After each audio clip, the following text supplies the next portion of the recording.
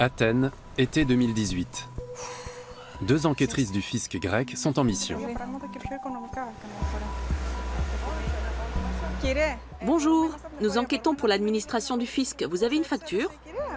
La voici. Merci bien. Avant, certains vendaient leurs produits sans faire de facture pour éviter la TVA. Ils sont devenus plus prudents depuis que nous effectuons des contrôles. La jeunesse grecque est la première à revendiquer un changement de mentalité. La fraude fiscale et les bakchiches, elle n'en veut plus. Les Grecs ne sont pas corrompus de naissance, personne ne l'est.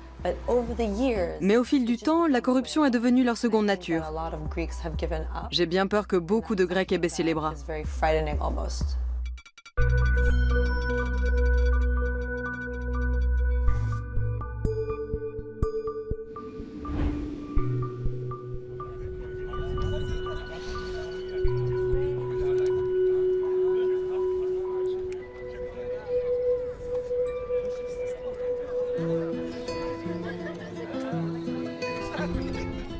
Des centaines de milliers de jeunes Grecs ont quitté leur pays pendant la crise financière.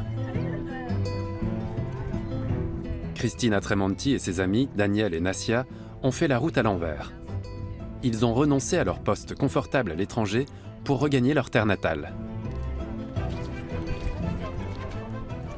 Nous avons grandi dans l'idée que nous descendions d'un grand peuple.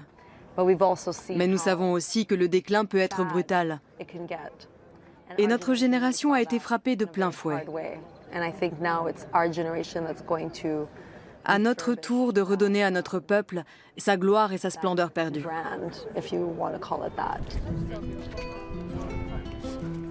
Les trois amis ont étudié dans de prestigieuses universités à l'étranger. Mais pour ces diplômés hautement qualifiés, un bon salaire n'est rien comparé au besoin impérieux d'aider son pays à se remettre en selle et à combattre la corruption qui le ronge. Il n'y a eu que des réformes superficielles jusqu'ici. Elles ne s'attaquent qu'à la partie émergée de l'iceberg. Je suis inquiet pour l'avenir. Si 8 ans de crise n'ont pas suffi pour que les choses changent, si nous ne savons plus quoi faire pour améliorer la situation, j'ai de sérieux doutes pour la suite.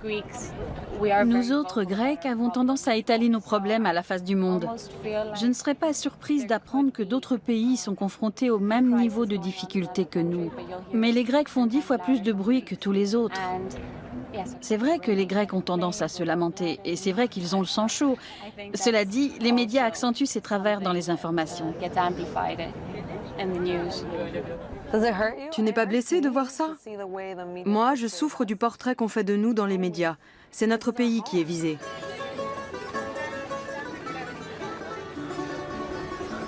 La Grèce s'apprête à tourner la page de son troisième et dernier plan de sauvetage. Il n'y aura plus d'aide financière européenne à partir du 20 août prochain. Le tourisme est florissant, la croissance est au rendez-vous. Mais l'économie grecque, si fortement secouée par la crise, réussira-t-elle à vaincre ses faiblesses? Nous, on était très contents de venir. Mais on a des amis qui étaient un peu inquiets à cause de ce qu'ils ont entendu sur la situation économique en Grèce. Il paraît qu'ils se sont mis beaucoup trop d'argent dans les poches. Et désolé si j'offense les Grecs, mais ils ont la réputation d'avoir un poil dans la main. L'Europe a quelque chose contre la Grèce, parce qu'au lieu de les aider, au contraire, il les enfonce. Vous comprenez ce que ça veut dire? Il appuie sur la tête pour les noyer. Cette sortie du programme d'aide, associée à l'absence de nouveaux crédits, le gouvernement grec l'a voulu. Certains signes sont encourageants. Après des années de récession, l'économie a redémarré au point d'enregistrer une légère croissance en 2017. Une tendance qui se confirme cette année.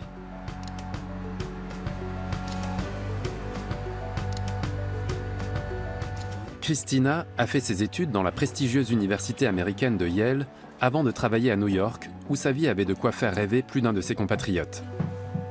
Alors, pourquoi ce choix de revenir à Athènes? Les dysfonctionnements étaient légion. Mais on ne peut pas faire porter le chapeau à tous les Grecs. Il faut se demander comment et pourquoi nous sommes tombés aussi bas. Si on ne se remet pas sérieusement en question, il n'y aura jamais de Grèce 2.0.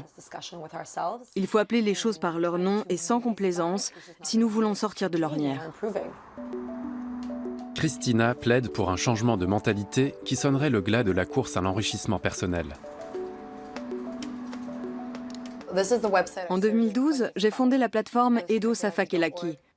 En grec, ça signifie « j'ai donné une enveloppe », car ici les pots de vin transitent par des enveloppes. Des milliers de personnes ont témoigné sur son site de leur mésaventure avec la corruption. Un tabou à sauter. Il existe désormais une liste des foyers de corruption en Grèce. C'est un site un peu comme TripAdvisor. Mais au lieu des hôtels, le site évalue les services publics. Une vraie communauté s'est formée à partir de là, et ça me donne de l'espoir. Les gens s'éloignent des sociétés corrompues et se tournent vers des citoyens honnêtes, qui ne vivent pas de pratiques illégales. Je crois que c'est l'objectif que nous devrions tous nous fixer. Les services publics sont les plus touchés. Le domaine de la santé est spécialement pointé du doigt. Rien de plus courant que l'usage des fameuses enveloppes dans les hôpitaux quand il s'agit de raccourcir le temps d'attente ou de s'offrir des soins de qualité.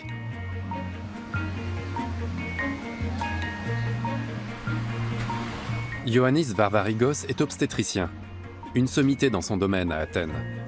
Il est chef de clinique de la plus grande maternité d'Europe du Sud-Est. À l'instar de nombre de ses collègues, il pense que les salaires de misère sont les premiers responsables de la corruption dans la société grecque. Il déclare gagner moins bien sa vie qu'un chauffeur de bus, malgré le haut niveau de responsabilité lié à sa fonction et une expérience professionnelle de plusieurs décennies. À cela s'ajoute le fait que le système grec n'offre aucune chance d'évolution. J'ai perdu plus de la moitié de mon salaire depuis le début de la crise. Avant, je touchais 4 200 € et j'en suis à 1 900 maintenant. Tous les médecins sont logés à la même enseigne en Grèce. Ce n'est donc pas un hasard si beaucoup sont partis. Mais pour ma part, je n'ai plus l'âge de me lancer dans une nouvelle carrière. Alors je reste où je suis. Tout le monde sait que les médecins sont mal payés en Grèce. De nombreux patients voient le système d'enveloppe comme une contrainte due aux circonstances. Sarah Xantakos vivait à Berlin avant de venir s'installer à Athènes en compagnie de sa mère. La corruption, elle connaît déjà. Je n'ai pas encore eu à verser de bakshish. Mais une amie à moi qui a subi une opération l'été dernier a dû attendre 2 mois parce qu'elle ne voulait pas payer pour être opérée tout de suite. Elle a quand même fini par verser de l'argent pour accélérer sa prise en charge. Malheureusement, les pots de vin font partie des petits problèmes de la Grèce. Bien sûr que toutes les femmes veulent exprimer leur reconnaissance à leur médecin. Elles le font toujours d'une manière ou d'une autre d'ailleurs. Certaines font cadeau d'un stylo, d'autres d'une montre. Mais l'argent, c'est interdit. La caisse de santé proscrit de telles pratiques. Il n'y a rien de tel dans le système chypriote, mais il faut dire que les médecins gagnent en moyenne 8 000 € par mois. La corruption est une notion tellement bien intégrée par les Grecs que pour eux, l'accès à des soins de qualité passe nécessairement par la petite enveloppe. Ioannis Varvarigos est l'un des rares médecins à admettre que sa branche est touchée par les pots de vin. Mais selon lui, les médecins ne sont pas en cause. C'est la faute au gouvernement grec.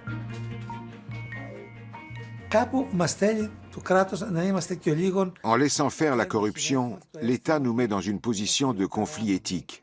Il devrait légiférer, mais il ne le fait pas. Et quand il le fait, c'est à moitié, en fermant un œil.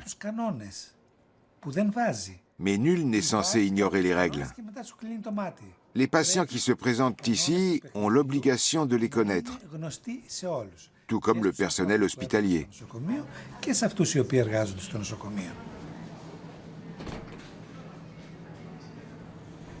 La lutte anticorruption était l'une des conditions de l'octroi des plans d'aide à la Grèce. Le chef du gouvernement, Alexis Tsipras, en a fait le principal cheval de bataille de son mandat.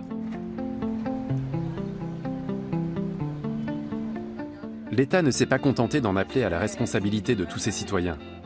Il a déclaré ouvertement la guerre à la corruption et à la fraude fiscale. Tina Papoti et sa collègue Maria Constantinou sont des contrôleuses fiscales en civil. Leurs cibles sont les bars, les restaurants et les boutiques. Elle s'assure que ces établissements enregistrent leur chiffre d'affaires et remettent bien les tickets de caisse aux clients, comme ils en ont l'obligation. Nous sommes dans une situation particulièrement critique. Les gens sont en grande détresse à cause de la crise économique et on leur demande d'être irréprochables vis-à-vis de l'État.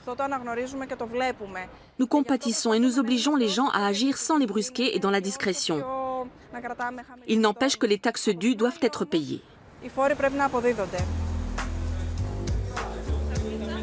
En ligne de mire, les établissements où l'on paye en liquide, où la tentation est grande de ne pas enregistrer les ventes et de frauder l'administration fiscale sur la TVA. C'est bien pour le business en fait. Les éléments collectés sont entrés dans notre base de données. Ça permet au fisc de savoir que le commerce a été contrôlé et que tout était en règle. Ça c'est pour vous? C'est fini? Oui, c'est fini. Bonne journée. Et travaillez bien. J'ai une amende de 250 €, juste pour un seul ticket de caisse en moins? 250 € quand c'est la première fois, c'est le double la deuxième. Pour un seul ticket de caisse? Quand bien même ce ne serait que pour un petit pain. 250 € par ticket de caisse manquant? Mais non, pour l'ensemble. La première fois où vous êtes épinglé. Au revoir. Le choix des commerces contrôlés se fait sur place, au dernier moment, de façon un peu aléatoire. Un seul principe, changer souvent de quartier pour éviter d'être reconnu. Tu as vu de l'autre côté? Tu veux qu'on aille voir? On devrait jeter un petit coup d'œil sur leur comptabilité.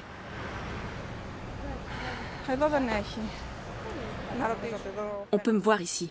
Reste là, toi. Le mode opératoire est toujours le même. Le client qui sort de la boutique est prié de présenter sa facture. Ils ont remarqué notre petit manège. Tiens, là, il y en a un qui sort. Quelqu'un est allé les prévenir de notre présence. Donc ils se méfient. Ils se doutent un peu de ce que nous faisons là. Ils restent sur leur garde. Il ne faut pas que nous nous fassions remarquer. Quand nous entrons dans un établissement et que nous disons que c'est le fisc qui nous missionne, il se passe le mot. Il vaut mieux qu'on aille voir ailleurs. Ils étaient curieux sans plus. Ils ne savent pas ce qu'on était venu faire ici. Les missions comme celle-ci ne sont pas sans effet. L'an passé, les redressements notifiés à la suite de ces contrôles se sont élevés à 104 millions d'euros, un record absolu. Mais les économistes pensent qu'environ 16 milliards d'euros échappent au radar de l'administration fiscale chaque année.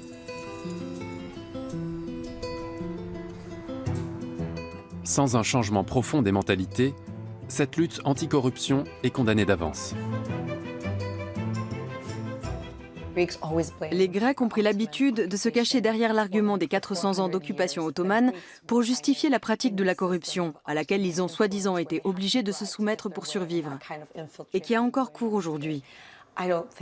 Je dirais que ce n'est qu'une partie de l'explication, une légende en quelque sorte. Je pense que l'on n'a pas appliqué les lois et que les risques encourus ne sont pas assez forts.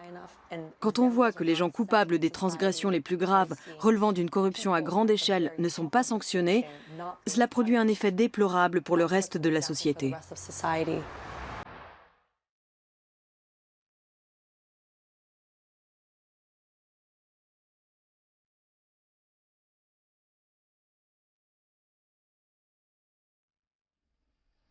Ioannis Varvarigos a 4 filles, dont 2 parties vivre à l'étranger.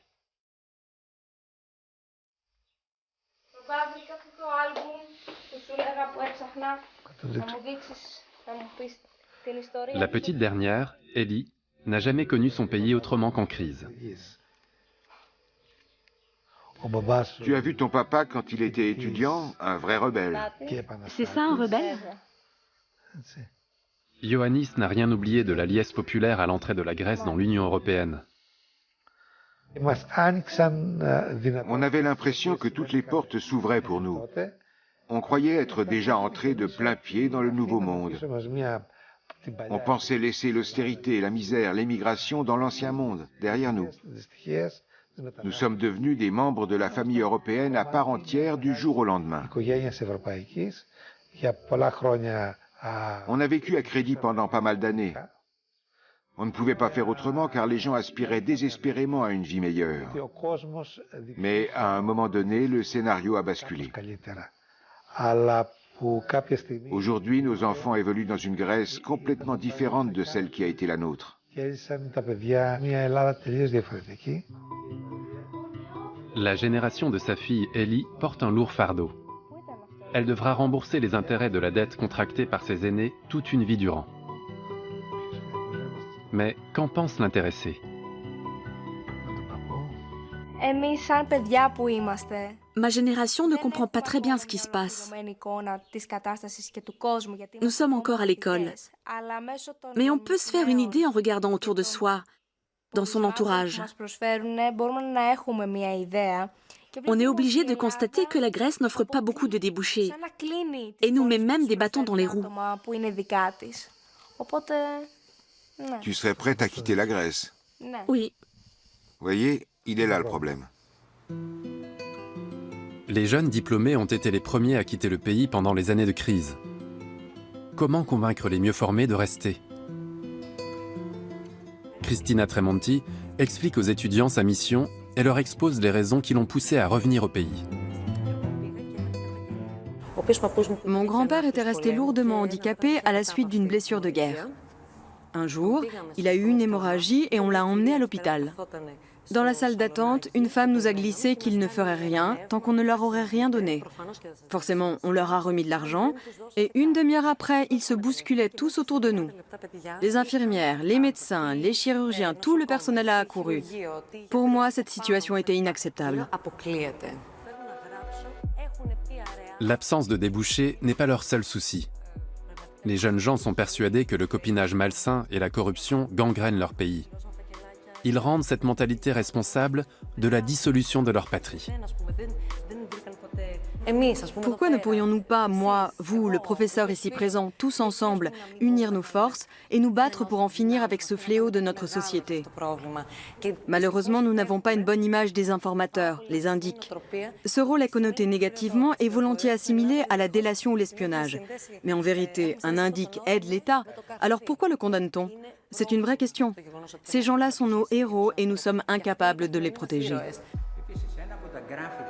Le professeur Ioannis Philos enseigne les sciences sociales liées à l'administration. Il approuve entièrement le combat de Cristina et constate que les jeunes gens accueillent sa campagne anticorruption avec un enthousiasme grandissant. Je me félicite que les jeunes gens prennent la mesure du problème. Dans les universités, on travaille pour changer les choses et on œuvre pour le renouvellement des générations. Dans cet esprit, la Grèce doit mettre fin à la fuite des cerveaux et retenir ses jeunes les plus diplômés. Cristina veut encourager la génération montante à suivre son exemple. J'aimerais qu'en sortant d'ici, vous réfléchissiez au mode d'action que nous pourrions adopter.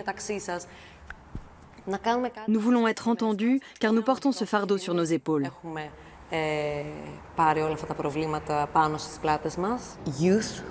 Ceux qui ont grandi en Grèce et qui ont été éduqués grâce à l'argent des contribuables grecs sont sacrifiés. Ils partent pour l'étranger et ce sont d'autres pays qui profitent de leurs compétences. On n'encourage pas assez les jeunes Grecs. Ils ne se croient pas capables de transformer eux-mêmes la réalité.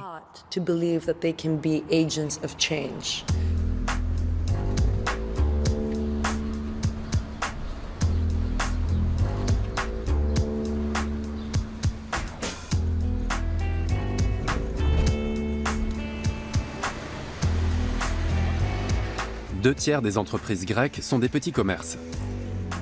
Ils croulent sous le poids des taxes, dont la TVA, qui en représente à elle seule 24%. On meurt de chaud. Tina Papotti et sa collègue sont en route vers leur prochaine cible. Cette fois-ci, c'est un café qui est en ligne de mire. Le ticket de caisse de votre commande, s'il vous plaît. On a dû le laisser traîner quelque part. Dans mon sac, peut-être? Pourrais-je voir votre ticket, monsieur? Ah, je ne sais pas où je l'ai mis. Qu'est-ce que vous cherchez exactement? Les enquêtrices sont sceptiques. Tu peux venir avec moi? On va voir rapidement. Les deux personnes prétendent avoir reçu le ticket sans pour autant le trouver. On fait quoi dans ce cas?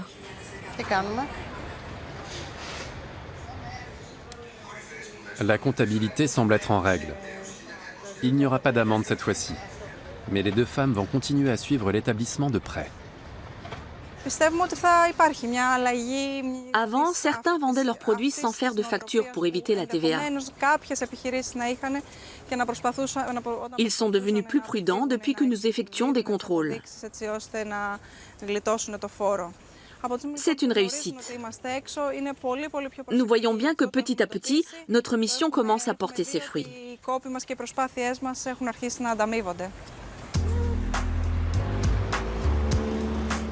En une journée de travail, les deux enquêtrices arrivent à effectuer jusqu'à 7 contrôles. Elles s'apprêtent désormais à vérifier les comptes d'un pressing. Bonjour, nous enquêtons pour l'administration du fisc. Vous avez une facture? Oui, la voici. Très bien, merci.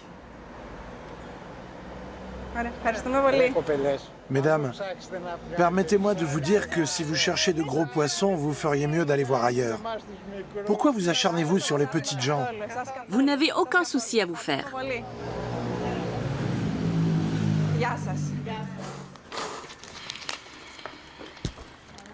Les deux enquêteuses savent pertinemment que les petits commerçants sont les premiers à avoir souffert de la crise. Les affaires marchaient très mal pour nous depuis que la crise est là.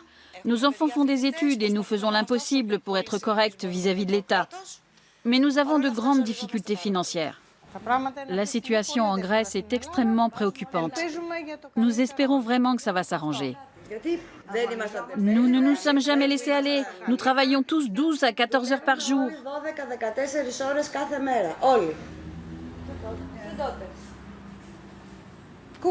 Voyez, ce sont mes deux filles. Elles font toutes les deux des études. Leur avenir est malgré tout incertain. Il n'y a pas d'avenir en Grèce. Ils partent tous à l'étranger. Je ne sais pas ce que je vais devenir. Dieu seul le sait. Mais je prie pour garder la santé. Ce que nous faisons, c'est aussi pour nos enfants, pour leur offrir un avenir meilleur. Je vous en remercie du fond du cœur. Bonne chance. Avec les réformes, l'État a intensifié les contrôles fiscaux sur le terrain. Mais la tâche de Tina est avant tout administrative. Cette économiste de formation essaie de s'attaquer à la fraude de grande envergure. Un travail herculéen.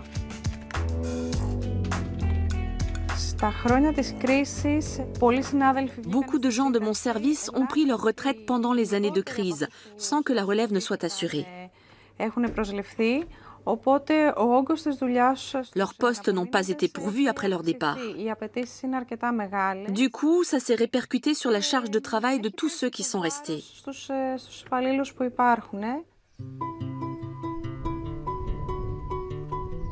Palea Phokea, à 40 km au sud-est d'Athènes. Comme nombre de ses compatriotes, Ioannis Varvarigos a investi dans une propriété. Il avait toujours rêvé d'avoir son petit vignoble. Un ami de jeunesse lui rend visite aujourd'hui.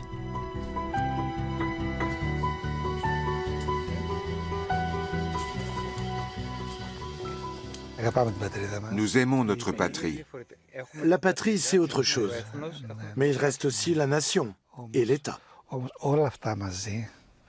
Oui, mais tout est lié. Ces trois notions, patrie, nation et État, nous font tenir ensemble. Elles nous enveloppent, nous prennent dans leurs bras. L'éducation et la santé sont financées par l'État. Alors, tu peux me dire pourquoi les Grecs n'ont pas confiance en l'État et ne payent pas leurs impôts?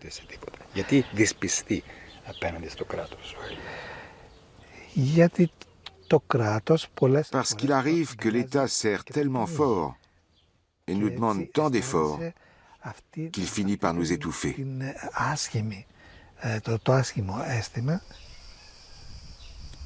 Bien qu'Ioannis et Katerina soient tous les deux médecins, la famille Varvarigos ne pourrait plus s'offrir une villa comme celle-ci si elle devait repartir de zéro. L'aîné de leur fille est concertiste professionnel. C'est le manque de débouchés dans son pays qu'il a décidé à partir vivre en Angleterre. Une autre des filles vit aux États-Unis. La Benjamine, Ellie, est attirée par l'Allemagne. Il arrive que les aînés expatriés rapportent à leur père comment on perçoit la Grèce de l'étranger.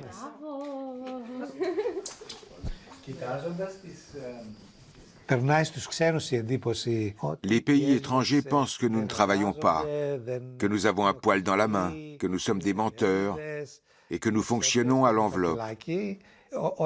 Les préjugés ordinaires en somme. Mais il ne faut pas oublier que la Grèce n'est jamais qu'un microcosme à l'image de l'Europe et du monde entier. Nous sommes comme les autres, ni plus ni moins. Notre État est très mal organisé. Et chaque nouveau gouvernement pond de nouvelles lois. C'est ingérable. Pour moi, le problème, c'est que les Grecs ne savent pas s'ils sont anatoliens ou européens. S'ils font partie des Balkans ou de la Méditerranée.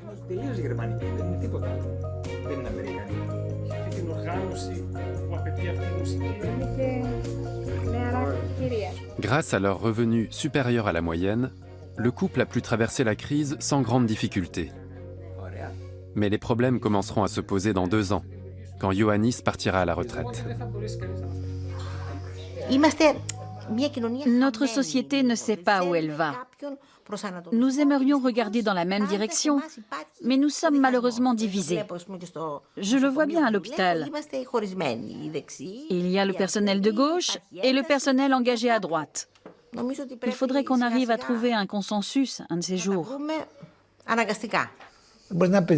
On devrait sortir un peu de l'entre-soi et s'ouvrir aux autres. Tous les Grecs aiment leur pays et tous souhaitent qu'il se développe et prospère.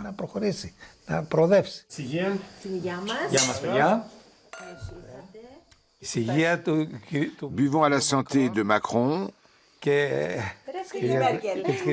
Merkel, sans oublier M. Schäuble.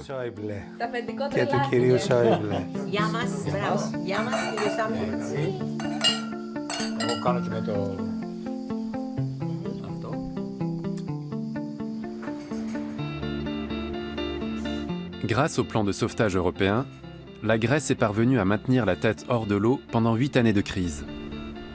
Mais la date fatidique se rapproche. La Grèce devra faire ses preuves et montrer à ses partenaires européens qu'elle peut reprendre le contrôle de ses finances. À travers sa mission professionnelle, Tina Papoti participera à cet objectif. C'est un travail comme un autre. Je m'efforce de m'en acquitter de mon mieux pour que notre pays avance. Nous nous sentons responsables de ce qui est arrivé. Les citoyens grecs, dont je fais naturellement partie, ont bien perçu la colère de toute l'Europe et ils la sentent encore.